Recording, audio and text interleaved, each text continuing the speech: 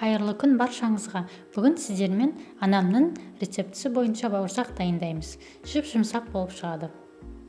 Бізге керекті тағамдар: жылы сүт, ерітілген сары май немесе маргарин, секер, ұн, ашытқы және тұз.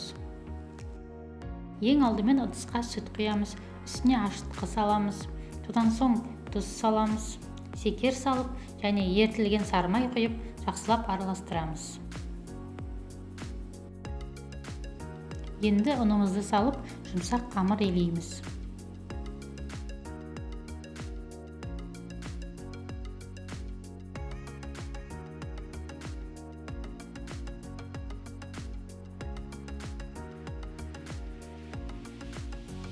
Бетін жауып, жылы жерге 1 сағатқа қойып қоямыз. Қамырымыз көтерілді. Енді осыны сұйық маймен қолымызды майлап алып, жаямыз.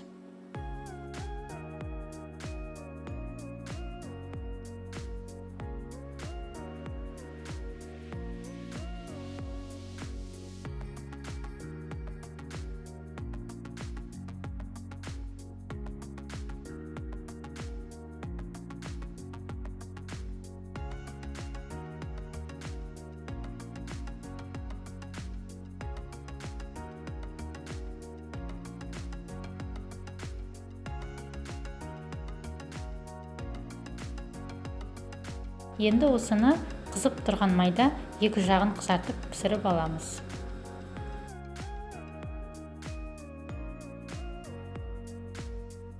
Бауырсақтарымыз дайын, астарыңыз дәмді болсын.